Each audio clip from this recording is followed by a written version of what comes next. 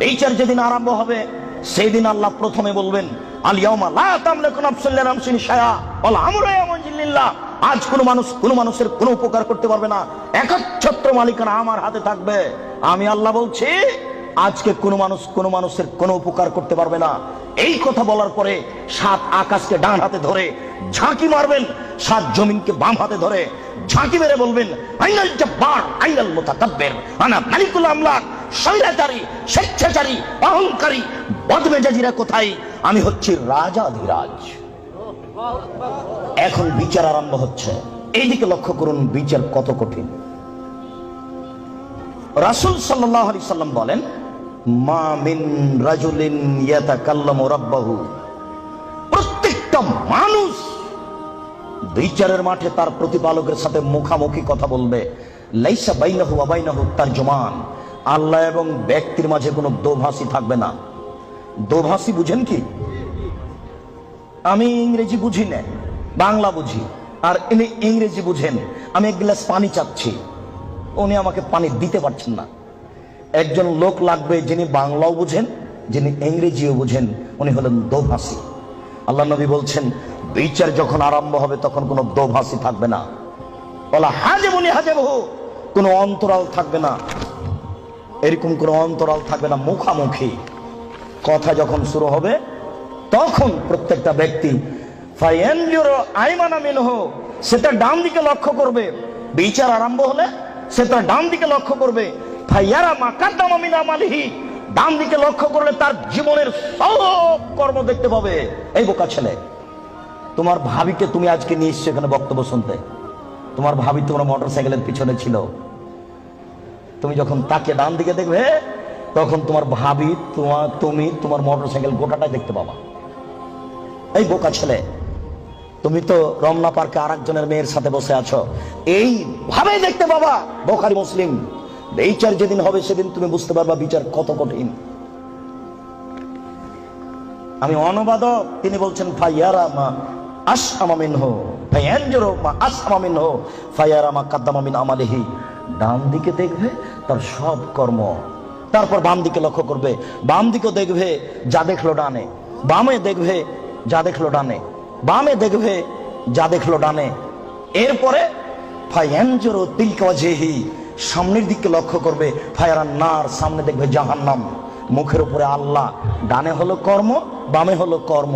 সামনে আল্লাহ, জাহান্নাম। ডানে কর্ম, বামে কর্ম, সামনে আল্লাহ, সামনে জাহান্নাম। এবার বিচার আরম্ভ হচ্ছে। একটু লা ইয়াজুলু কাদামা বানি আদম হাত্তা ইসালান খামস। 5টা জিনিস জিজ্ঞাসা করার পূর্ব পর্যন্ত আদম সন্তানের কারো পা নড়াচড়া করবে না। 5টা জিনিস আগে জিজ্ঞাসা হবে, তারপরে এই ছেলে বিচার আরম্ভ হচ্ছে। এইভাবেই হবে। আমি অনুবাদক, তুমি আজকে একটু সূচনা জেনে নাও বিচার কিভাবে হবে। বিচারের সূচনাতে তো আল্লাহ নিজের পরিচয় দিবেন। এরপরে বিচার শুরু হতে ডান দিকে বাম দিকে লক্ষ্য করবে। সে তার সব কর্ম দেখতে পাবে। যেইভাবে পাপ করছে ওইভাবে কর্ম উঠে আছে, সব দেখতে পাবে। এবার 5টা জিজ্ঞাসা। 1 আন উমরিহি, পুরো বয়স বুঝিয়ে দিতে হবে, পুরো জীবন। ৭০ বছর বয়স পুরোটাই বুঝাতে হবে।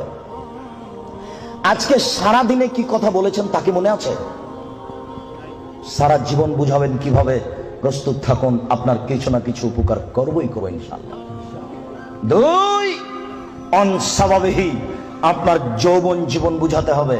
আব্দুর রাজ্জাক সাহেব, পুরো বয়সের মধ্যেই তো রয়েছে যৌবন জীবন, এটা পৃথক করছেন কেন? আমি করিনি, মুহাম্মদ সাল্লাল্লাহু আলাইহি ওয়াসাল্লাম করেছেন, তাই আমি বলছি। আব্দুর রাজ্জাক সাহেব, যৌবন জীবন তো পুরো বয়সের মধ্যেই আছে, আবার এটা পৃথক করলেন কেন? 2 যৌবন জীবন বুঝাতে হবে। আব্দুর রাজ্জাক সাহেব, যৌবন জীবন তো পুরো বয়সের মধ্যেই আছে, এটাকে পৃথক করছেন কেন? আমি করিনি। কে করেছেন? মুহাম্মদ সাল্লাল্লাহু আলাইহি সাল্লাম করেছেন। এই ছেলে, যৌবন জীবন যে কত বিষাক্ত তোমাকে আমি কি দিয়ে বুঝাই। ছেলে যখন 4 বছরের, মা তখন চুমা খায়, আদর করে, আব্বু আব্বু। আবার ছেলে যখন 12, 14, 15 বছরের, তখন বাড়িতে আসতেই মায়ে বলে, আব্বু তোমার জন্য ভাত শোকেজে সাজিয়ে রেখেছি। তখন ছেলে বলে, খাবো না। না আব্বু খাও খাও। না আমি খাবো না, এই তরকারিতে ভাত খাও। আব্বু খাও খাও খাও। এবার ছেলে যখন বয়স 20-24 হয়েছে, তখন মায়ে বলছে, কি করে খান, বসে আছে তো দাঁত ভেঙে। আরে ব্যাপারটা কি? 4 বছরে মা কি করছিলেন? চুমা খায়। 15 বছর 20 বছর মা এরকম বলছে। এবার 20-24 যখন হয়ে গেছে, তখন মার কেন জানি সহ্য করে না। মাও বলছে ছেলেকে ইনকাম করা লাগবে। মাই যদি বলে যে তোর দাঁত ভেঙে দেবো, তাহলে বউ কি বলবে? তখন ছেলেটা বুঝেছে, ও ইনকাম করাই লাগবে, গার্মেন্টসে হলেও, জেনার কারখানা, ওহো টাকা ইনকাম করাই লাগবে যে কোনো মূল্যে, সে যেখানে হোক না কেন। ছেলে এবার ভেবেছে টাকা ইনকাম করাই লাগবে। এর নাম যৌবন জীবন। আর যৌবন জীবন মানে জেনা। যৌবন জীবন মানে জেনা, যেটা আজকে বলবো।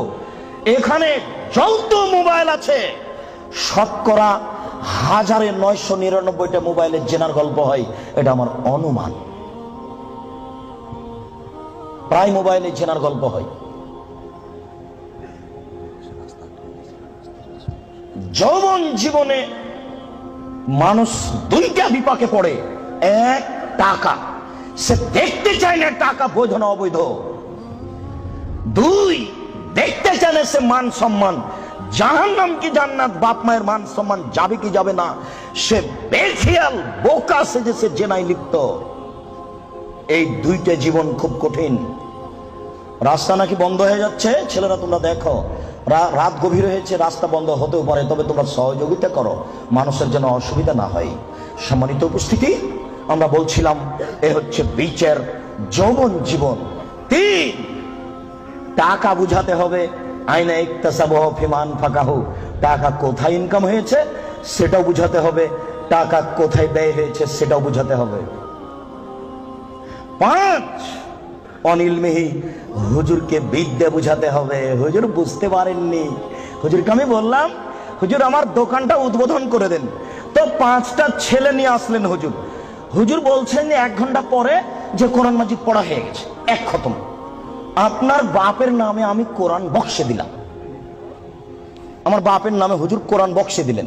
এবার 1 ঘন্টা পরে ছেলেরা যাচ্ছে ঘরের দিকে। এই তুই কতটুকু পড়েছিস রে? আমি 1 পৃষ্ঠা পড়েছি। এই তুই? আমি পড়িনি, খালি আমি এরকম করছি।